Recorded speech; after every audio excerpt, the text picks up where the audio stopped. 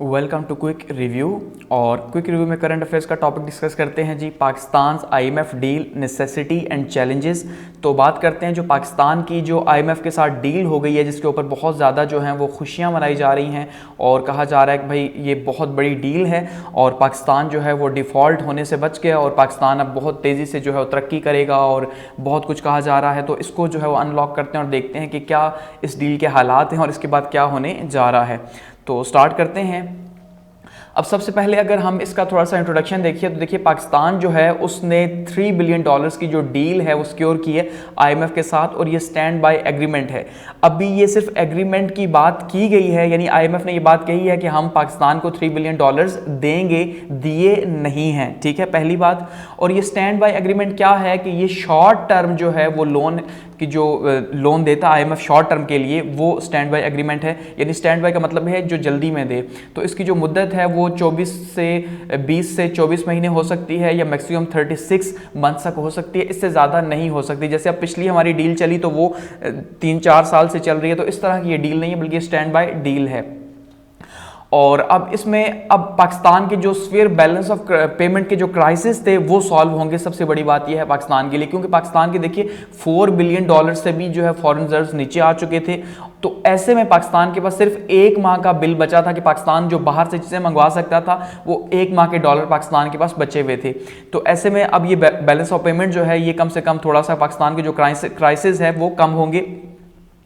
अब अगर हम इसकी बात करें कि ये इसकी अर्जेंसी क्यों थी, तो ये देखिए 9 माह के बाद तकरीबन हमें ये किस्त मिल रही है। तो ये 9th रिव्यू है एक तो, और दूसरा ये नवंबर में होना था, ठीक है, नहीं नवंबर 2022 में ये होना था, लेकिन उसके बाद से ये चलते चलते इस टाइम पे जो है वो जून के एंड तक आ गया। तो जो पिछला प्रोग्राम हमारा चल रहा था वो जून 30 तक था, ठीक है, जून 30 तक प्रोग्राम था, तो वो खत्म हुआ। तो उसके साथ ही ये दूसरा जो है वो प्रोग्राम अनाउंस हो गया या दूसरी डील अनाउंस हो गई, जिसने पाकिस्तान को डिफॉल्ट होने से बचा लिया। पाकिस्तान के आपको पता है हालात क्या चल रहे हैं। अभी फिलहाल ये जो है इसको अप्रूव होना है बोर्ड ऑफ डायरेक्टर्स की तरफ से आईएमएफ के आईएमएफ का जो बोर्ड ऑफ डायरेक्टर है उसका भी जो होगा इजलास, जो 13 को कहा जा रहा है कि 13 जुलाई जो है उसको ये इजलास होगा। गो कि कहा यह जा रहा है कि एजेंडा के अंदर तो पाकिस्तान फिलहाल शामिल नहीं है बोर्ड ऑफ डायरेक्टर्स की मीटिंग्स के अंदर, लेकिन इसी के अंदर जो है तय होगा कि पाकिस्तान को जो है लोन की किस्त कब देनी है। तो पहली जो पाकिस्तान को किस्त मिलनी है इस $3 बिलियन में से, गो कि पाकिस्तान ने 2.5 बिलियन का कहा था लेकिन 3 बिलियन मिल रही है जो कि उसकी उम्मीद से ज़्यादा है। तो $1.1 बिलियन जो है वो पाकिस्तान को मिलेंगे जुलाई में, ये उम्मीद की जा रही है, ठीक है। अब अगर इसके हम की टेक अवेज अगर देखें और उनको देखें कि क्या क्या जो है वो इंपॉर्टेंट है इसमें, तो सबसे पहली चीज क्या है जी, इंपॉर्टेंस ऑफ अनलॉकिंग फंड्स और पाकिस्तान के लिए जो फंड्स जो रोके हुए थे आईएमएफ ने, क्योंकि पाकिस्तान के जो हालात चल रहे थे और खास करके जो रिफॉर्म्स पाकिस्तान से मांगी जा रही थी वो नहीं थी, जिस वजह से जो है पाकिस्तान के पैसे रुके हुए थे, क्योंकि हुकूमत की तरफ से कभी क्या कहा जा रहा था कभी क्या, तो ऐसे में जो है ये पैसे रुके हुए थे। तो ये 9 महीनों पर मुश्तमिल है। सबसे पहली बात तो यह है, यानी 3-3 माह में जो है वो $1-1 बिलियन रिलीज होंगे, तो 9 माह पर मुश्तमिल होंगे ये $3 बिलियन, ठीक है। और 111 यानी कि 111% ऑफ पाकिस्तान आईएमएफ कोटा जो है उसमें से है। अब अगर हम इसमें एडिशनल देखें तो इसमें यह होगा कि जो क्रेडिटर्स हैं इसका ये पोटेंशियल है या फायदा ये होगा कि जो फाइनेंसर्स हैं उनकी तरफ से हमें पैसे देने को एडिशनली मिलेंगे, वो इससे अलग होंगे, हट के होंगे। जैसे आपने देखा कि पाकिस्तान को ये कहा गया था यूएई की तरफ से या बहुत से ममालिक की तरफ से या सऊदी अरब की तरफ से भी कहा गया था कि भाई आप अगर आईएमएफ से पैसे लेने में कामयाब हो जाते हैं तो हम आपको पैसे देंगे। तो ये भी थोड़ा सा इसमें फ़ायदा होगा पाकिस्तान को कि पाकिस्तान को बहुत से पैसे शायद इर्द गिर्द से या 200 ममालिक से मिल जाए, और इसका पॉजिटिव इम्पैक्ट होगा पाकिस्तान की इकॉनमी के ऊपर और जो इस टाइम पे मुल्क की जो हालात बने हुए हैं उन हालात के ऊपर, खास करके जो बहुत ही बुरे हालात हैं उन बुरे हालात में ये डील काफी ज्यादा इंपॉर्टेंट है, इसमें कोई शक नहीं है। अब अगर हम बात करें आईएमएफ डील एंड पाकिस्तान की कि इसके अंदर क्या क्या जो है वो हमें देखने को मिल रहा है इस डील के अंदर, तो उसमें सबसे पहली बात तो यह है कि ये स्टाफ लेवल एग्रीमेंट है आईएमएफ के साथ $3 बिलियन का, ठीक है। दूसरा क्या है इसके अंदर कि जो बोर्ड की मीटिंग है, ये सारे अभी उससे मुंसलिक है कि बोर्ड की मीटिंग होगी आईएमएफ की, तो उसके बाद जो है इसको अप्रूव किया जाएगा। फिलहाल ये स्टिल पेंडिंग है, यानी पाकिस्तान को भी ट्रांसफर नहीं हुए पैसे, और ये 8 माह डिले के साथ शामिल है, यानी तकरीबन 8 से 9 माह हो चुके हैं कि इसको पहले मिलना था, लेकिन ये फिलहाल डिले पे डिले हुए जा रही थी हमारी पॉलिसीज की वजह से। थर्ड क्या है, पाकिस्तान जो है इस टाइम पे वर्स्ट इकोनॉमिक क्राइसिस फेस कर रहा है 1947 से, यानी इसमें कोई शक नहीं है कि पाकिस्तान अपनी 75 ईयर्स की जो हिस्ट्री है उसमें सबसे ज्यादा मुश्किल तरीन वक्त आप कह लें पाकिस्तान की इकोनॉमी का या मईशत का, वो ये साल पाकिस्तान का गुजरा या जो अभी गुजर रहा है वो है। इतने ज्यादा बुरे हालात पाकिस्तान के कभी नहीं हुए। तो इसका मतलब यह है कि ये डील उतनी ही ज्यादा पाकिस्तान के लिए इंपॉर्टेंट है। अब जो सेंट्रल बैंक है उसने क्या किया जी, उसने इस आईएमएफ डील को सिक्योर करने के लिए इंटरेस्ट रेट को जो है वो 22% पे लेके चला गया है मंडे को जो इनकी मीटिंग हुई है। ठीक है, तो मंडे को जो मीटिंग हुई है उसमें इन्होंने क्या किया, इस डील को सिक्योर करने के लिए 22% पे इंटरेस्ट रेट लेके चले गए ताकि लोग अपने पैसे जो है मजीद बैंक्स के अंदर रखवाएं, वहां से निकालें ना, और वो ज्यादा से ज्यादा जो है उसके ऊपर इंटरेस्ट उन्हें 22% मिले, जो कि बुलंद तरीन सतह है मुल्क की, इससे ज्यादा पहले कभी इतनी ज्यादा बुलंद नहीं हुई। मजीद अगर इसमें हम देखते हैं तो जो इकोनॉमी है उसका इंपैक्ट अगर हम देखते हैं तो ग्लोबल एनर्जी क्राइसिस और जो फ्लड है उसके ऊपर पाकिस्तान के ऊपर हुआ। यानी ये आईएमएफ की तरफ से भी कहा जा रहा है कि भाई पाकिस्तान को हम डील इसलिए दे रहे हैं गो के वो सारे हालात के ऊपर पूरा नहीं उतर रहा, लेकिन ये है क्योंकि जो ग्लोबल एनर्जी क्राइसिस है, एक तो वो यूक्रेन वॉर की वजह से, दूसरा जो फूड के क्राइसिस पैदा हुए यूक्रेन वॉर की वजह से वो पूरी दुनिया उसका असर है, और दूसरा जो 2022 के अंदर पाकिस्तान के अंदर जो फ्लड आया, जो सैलाब आया, उसकी वजह से पाकिस्तान के हालात ऑलरेडी जैसे दुनिया की इकोनॉमी के हालात खराब हैं तो पाकिस्तान के ज्यादा खराब हैं। इस वजह से हम ये डील पाकिस्तान के साथ कर रहे हैं। पाकिस्तान की अगर एनुअल इन्फ्लेशन इस टाइम पे बात करें तो वो सबसे हाईएस्ट है और वो 38 पे गई है मई के महीने में, यानी मई के महीने में इन्फ्लेशन 38% पे थी। तो ये जो $3 बिलियन हैं पाकिस्तान का, जैसे मैंने कहा 2.5 बिलियन का जो है वो ख्याल था कि वो से मिलेंगे पेंडिंग पेमेंट्स में, लेकिन ये $3 बिलियन है। तो अब ये पहले जो है वो $6 बिलियन का बेल आउट पैकेज था, अब ये बन चुका है 6.5 बिलियन का बेल आउट पैकेज। ठीक है, और पाकिस्तान इसको फायदा क्या हुआ कि पाकिस्तानी जो रुपया है, अभी फिलहाल डील अनाउंस हुई है तो इससे पॉजिटिव इंपैक्ट क्या आया है कि 40% जो है वो फिलहाल जो लास्ट ईयर की अगर हम बात करें तो यूएस डॉलर 40% स्ट्रांग हुआ, यानी कि बड़ा है। लेकिन अब इससे पाकिस्तानी रुपए को फायदा हुआ है और आज की डेट में मैं आपको बताऊं तो 15 रुपए जो है वो पाकिस्तानी रुपया उसने डॉलर के ऊपर मार्जिन हासिल किया है। ये काफी ज्यादा गुड न्यूज है कि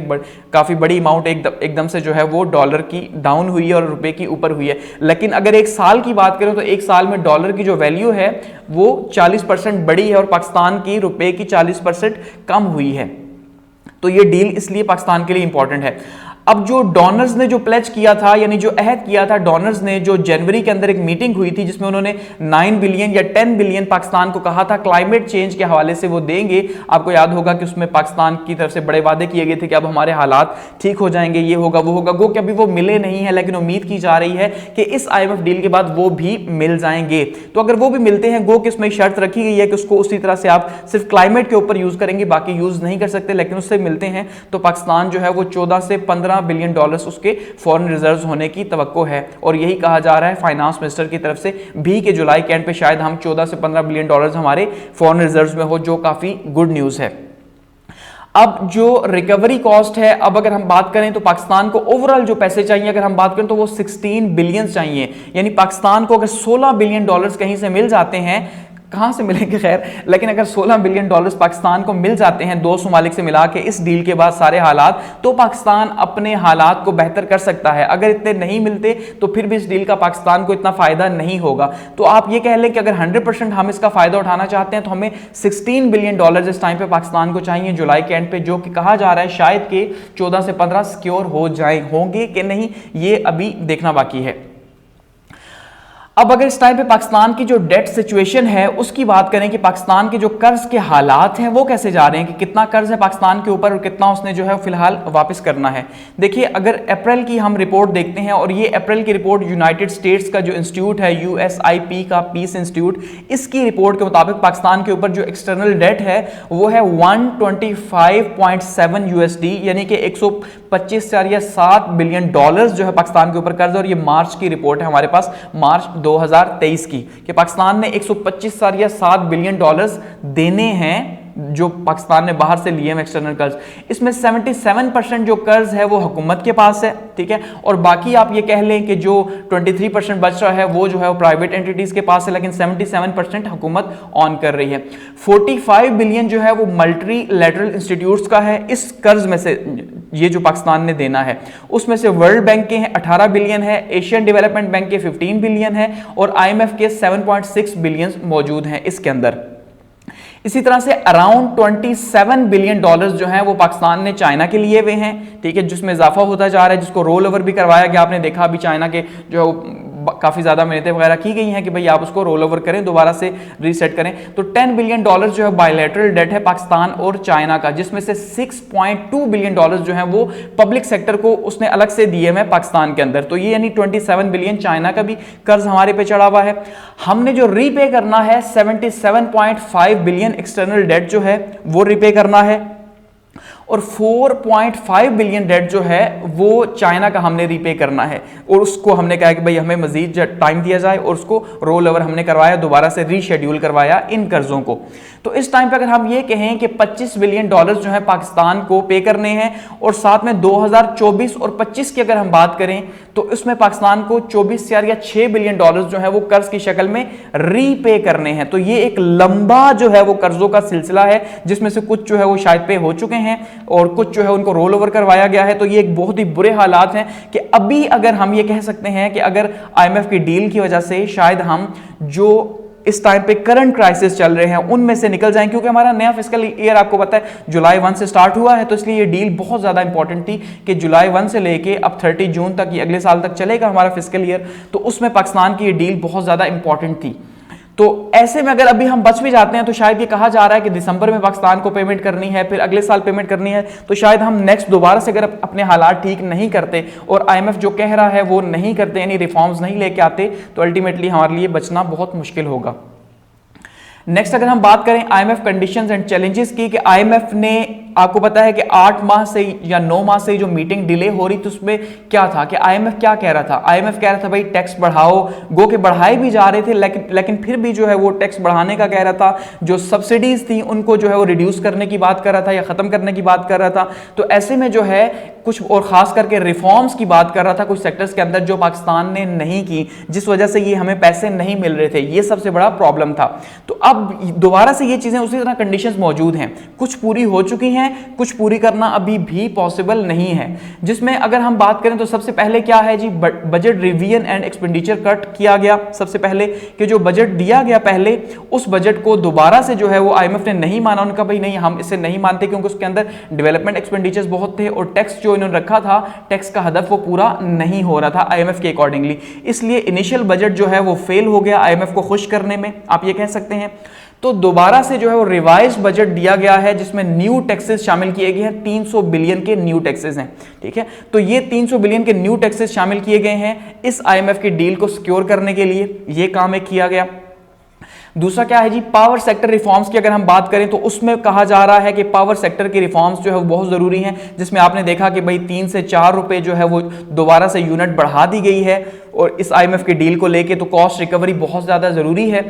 आप बिल देखेंगे तो उसके ऊपर आपको बहुत ज़्यादा जो है वो टैक्सेस आपको नज़र आ जाएंगे कि कितने ज़्यादा GST और RGST, आपको पता है आजकल वो बहुत ज़्यादा वायरल भी है। कंज्यूमर प्राइस हाइक्स जो है वो भी बहुत ज़्यादा है इस टाइम पे, गो के इलेक्शन ईयर है लेकिन बावजूद इसके हुकूमत जो है वो इस टाइम पे फंसी हुई है कि वो CPI जो है, ठीक है, CPI कंज्यूमर प्राइस इंडेक्स जिसे हम कहते हैं। कंज्यूमर प्राइस इंडेक्स क्या होता है कि भाई एक लिमिटेड टाइम के अंदर जो अशिया हैं यानी जो गुड्स हैं और उसके साथ साथ जो सर्विसेज हैं, जो खिदमात हैं, इनमें पहले कितना इजाफा हुआ या पहले कितनी थी और अब इस खास टाइम के दौरान यानी 1 साल हो गया, 6 माह हो गया, इसके दौरान अब कितना ज्यादा इजाफा हुआ है। तो वो बहुत ज्यादा इजाफा हुआ है, यानी गुड्स की अगर शक्ल में हम बात करें तो उसमें भी तकरीबन 20% से ज्यादा इजाफा हुआ, अगर सर्विसेज की बात करें तो वो भी 10% से ज्यादा हुआ। तो उसका मतलब ये है कि ये भी बहुत ज्यादा जो है वो कंज्यूमर प्राइस जो है उसकी हाइक भी बहुत ज्यादा है और इन्फ्लेशन आपको पता है 38% जो है वो बता चुका हूं वहां तक पहुंच चुकी है, तो वो भी बहुत ज्यादा है। ये भी पाकिस्तान के लिए चैलेंजेस हैं, इसीलिए एनर्जी के टैरिफ को बढ़ाया गया। नेक्स्ट क्या चैलेंज है जी, सेंट्रल बैंक एक्शंस। अगर हम बात करें कि अब ये क्या क्या जो है आईएमएफ के कहने के ऊपर कुछ एक्शंस जो हैं वो लिए गए हैं कि भाई अगर हम ऐसा करेंगे तो तभी हम जो आईएमएफ की डील है उसको सिक्योर कर पाएंगे, अदरवाइज वो पैसे नहीं देगा। दूसरा ये क्योंकि 9 माह पर मुश्तमिल है तो अल्टीमेटली 3-3 माह की ये रिव्यू मीटिंग्स चलेंगी इसी तरह से। उससे क्या होगा कि अगर हम दोबारा से जो है उनकी बातें नहीं मानेंगे तो अल्टीमेटली वो क्या करेंगे, फिर से पैसे रोक देंगे जैसे लास्ट टाइम हुआ। तो ये इसी तरह से कहानी चलती रहेगी। इंटरेस्ट रेट जो है बढ़ाए गए हैं सबसे पहले, और आपको पता है जो स्टेट बैंक है उसने क्या किया जी, 22% जो है स्टेट बैंक ने बढ़ा दिया इंटरेस्ट रेट, 100 पॉइंट्स का इजाफा कर दिया एकदम से मीटिंग बिठा के, क्योंकि हमें ये डील चाहिए थी, इमरजेंसी में हमें ये करना पड़ा। अब कुछ मेजर्स लिए जा रहे हैं या कोशिश की जा रही है, और ये जो है ये भी इसी कोशिश का हिस्सा है कि किसी तरह से जो इन्फ्लेशन है बहुत ज़्यादा उसको कंट्रोल किया जाए और उसको स्टेबलाइज किया जाए। वो कि अब ये फिलहाल तो पॉसिबल नहीं लग रहा, लेकिन देखते हैं। नेक्स्ट क्या है, इंपोर्ट रिस्ट्रिक्शंस जो है उनको खत्म किया गया, क्योंकि आपने देखा कि लास्ट कुछ जो है एक वीक पहले हुकूमत ने कहा था कि जो बाहर से चीज़ें मंगवाई जा रही हैं उनके ऊपर अब जो है वो जो फूड आइटम्स है खास करके उसके ऊपर कहा गया कि वो नहीं मंगवाया जाएगा, क्योंकि पाकिस्तान के पास जो है वो बैलेंस ऑफ पेमेंट के क्राइसिस थे, पैसे खत्म हो गए थे। तो आईएमएफ ने इस बात को भी नहीं माना, उन्होंने कहा भाई आप इसको खत्म करें। तो अब क्या हो रहा है कि जो रिस्ट्रिक्शंस थी, जो बाहर से चीज़ें मंगवानी थी वो खत्म हो चुकी हैं ताकि इकोनॉमिक ग्रोथ हो सके। तो ये भी यानी कि आईएमएफ के कहने के ऊपर किया गया।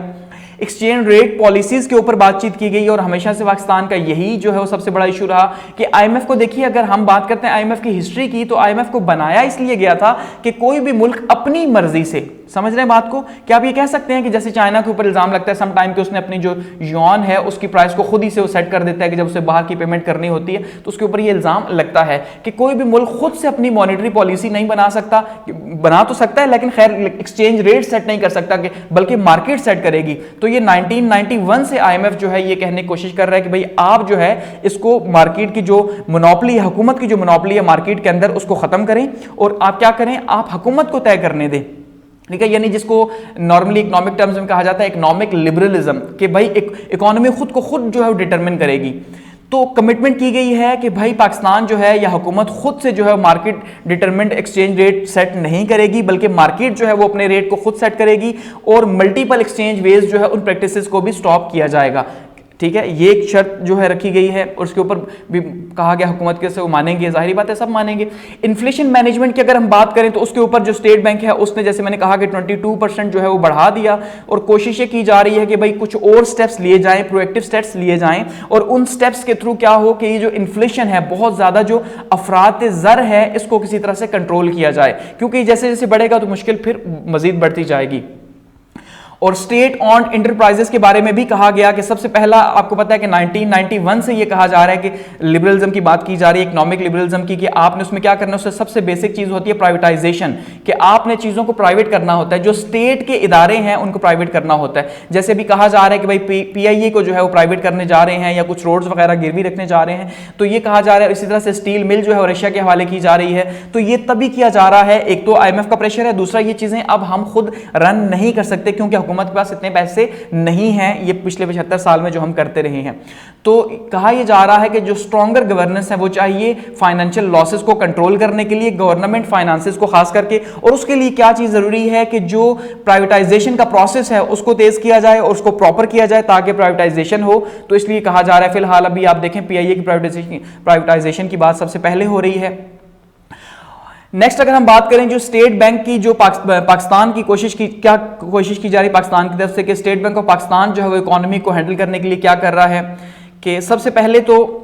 कि पाकिस्तान को इस टाइम पे अगर हम देखते हैं तो पैसे चाहिए, तकरीबन $22 बिलियन चाहिए। हमने ये जो कर्ज लिया हुआ है, चाहे वो इंटरनल कर्ज है या एक्सटर्नल है, हुकूमत ने जो लिया हुआ है इसको पे करना है, इसके लिए स्टेप्स उठाने हैं सबसे पहले। ठीक है, और रिसेंट जो क्रेडिट रेटिंग है जो डाउनग्रेड हुई है उसको सेट करना है दोबारा से। जो एजेंसीज ने जो पाकिस्तान को, जैसे मूडीज वगैरह का आपने सुना कि उन्होंने माइनस जो है पाकिस्तान की रेटिंग कर दी थी, तो अब दोबारा से वो सेट कर रहे हैं रेटिंग को, क्योंकि जब तक देखिए रेटिंग का मतलब क्या है, रेटिंग से फर्क कैसे पड़ता है। आप ये कहें कि यार मूडीज ने अगर हमें माइनस में कर दिया तो हमें क्या फर्क पड़ेगा, तो देखिए हमें ये फर्क पड़ेगा कि हम तो चल ही कर्ज पे रहे हैं, ऐसा ही है। तो अगर एक शख्स जो है वो एक मोहल्ले के अंदर उसने अगर कर्ज लिया हुआ है किसी से और वो उसका कर्ज वापस नहीं करता और वो मोहल्ले वाला बता देता है कि भाई ये बंदा जो है वो कर्ज नहीं वापस कर सकता, तो इसका मतलब ये है कि इसे कोई कर्ज ना दे, तो फिर वो कैसे अपने सिस्टम चलाएगा। तो अगर ये हमारी रेटिंग नेगेटिव कर देते हैं तो पाकिस्तान को कोई इदारा भी जो है वो कर्ज नहीं देगा। और अभी तक पाकिस्तान को कर्ज इसीलिए नहीं मिल रहा था क्योंकि हमारी जो रेटिंग थी वो नेगेटिव थी। ठीक है, तो एक तो उसको बहाल करना है और दूसरा जो फाइनेंशियल डील है उसको सिक्योर करना और कोशिशें की जा रही है आपके सऊदी अरब की तरफ से, यूएई की तरफ से और चाइना की तरफ से। हमें दोबारा से ये इनकी तरफ से जो पैसे रुके हुए थे कि भाई इन्होंने कहा था कि अगर आप आईएमएफ के साथ डील कर लेते हैं तो हम तब आपको जो है वो पैसे देंगे, यानी 2 बिलियन एक दे, 3 बिलियन एक दे डॉलर्स। तो अल्टीमेटली शायद यहां से भी पैसे जो है वापस आ सकें। तो अब ये इसके ऊपर भी कोशिश की जा रही है स्टेट बैंक की तरफ से। अब अगर हम बात करते हैं जी इंप्लीमेंटिंग फाइनेंशियल प्लेजेस की, कि ये जो अब सारे अहद किए गए हैं ये अहद बहुत जरूरी हैं कि इनको हम पूरा करें। ठीक है, यानी कि अब जाहिर बात है आईएमएफ तो देखेगा, उसने तो मीटिंग बिठा दी, अब वो अपना नुमाइंदा भी मुकर्रर किया हुआ है कि देखो भाई पाकिस्तान बातें मानेगा कि नहीं मानेगा। तो mobilising multilateral and bilateral financial support एक तो पाकिस्तान को चाहिए। ठीक है, इस डील के बाद कि पाकिस्तान जो दोस्त ममालिक हैं उन दोस्त ममालिक से एक तो पाकिस्तान को कर्ज लेना है और इसके लिए प्रोएक्टिव रोल प्ले करना है। आपको पता है जो पाकिस्तान ने 2035 का इकोनॉमिक प्लान बनाया आर्मी के अंडर, तो ये कहा जा रहा है, शहबाज शरीफ साहब भी कह रहे हैं कि भाई आर्मी जो है या आर्मी चीफ जो है वो अपना रोल प्ले करें इन ममालिक से कर्ज लेने में, क्योंकि अभी हुकूमत तो फिलहाल जाने लगी है। तो अब आर्मी ही जो है हमें मेजर प्लेयर यहाँ पे दिखाई दे रही है फिलहाल, कि वही जो है फिर वो सारा क्रेडिट उसी को जाएगा कि भाई उसने सब कुछ करवाया और वही है, हुकूमत तो जा रही है अल्टीमेटली, देखते हैं। तो एक तो हमें ये बायलैटरल और मल्टीलैटरल के थ्रू जो पैसे मिलने हैं वो हम हासिल करें, और दूसरा जो हमें जो डोनर कॉन्फ्रेंस के अंदर जो जनवरी के अंदर जो पैसे कहा गया था कि 10 बिलियन डॉलर्स आपको या 9 बिलियन डॉलर्स की जो कहा था मिलेंगे, तो अगर वो भी मिलते हैं तो उसको हम रिकवरी के तौर पे लगाएं और उसको भी हम पूरा करें। और एट द एंड अगर हम बात करते हैं इफेक्ट्स की कि इसके असरात क्या हैं, देखिए इसके पॉजिटिव और नेगेटिव दोनों ही तरह के असरात हमें देखने को मिल रहे हैं। फिलहाल इसके असरात को अगर हम दो हिस्सों के अंदर तकसीम करें तो शायद हमें आसानी होगी, एक स्टेट दूसरा वर्सेस पीपल, कि लोगों के लिए असरात इसके हमेशा ही आईएमएफ के असरात, आप अगर पाकिस्तान की 75 साल की हिस्ट्री देखें या दुनिया के किसी भी मुल्क की हिस्ट्री देखें तो लोगों के लिए आईएमएफ के जो असरात हैं, जो कर्ज लेते हैं ममालिक, उनके लिए बहुत बुरे हैं, कभी भी अच्छे नहीं रहे। तो अल्टीमेटली लोगों के हालात मजीद बुरे होने जा रहे हैं इन सब चीजों के बाद से या दोबारा से इस डील के बाद से। ठीक है, लेकिन जो स्टेट है उसके हालात अच्छे हो सकते हैं। स्टेट के हालात अच्छे का मतलब यह है कि चलें वो जो उसके बहुत बुरे हालात थे, डिफॉल्ट होना था, वो सब कुछ था, वो शायद मैनेज हो जाए, ऐसा ही है। लेकिन लोगों के हालात अच्छे हों ऐसा हरगिज नहीं होगा, वो बहुत स्लो प्रोसेस है और उसके लिए लॉन्ग टर्म प्लानिंग चाहिए। तो ये तो शॉर्ट टर्म कर्ज मिला हमें, ये तो कभी भी क्राइसिस से नहीं निकाल सकता, ये तो हम बार बार ले रहे हैं, कोई पहली बार थोड़ी ले रहे हैं। तो शॉर्ट टर्म के अंदर हमें अगर हम बात करते हैं शॉर्ट टर्म के अंदर क्या फायदा होगा,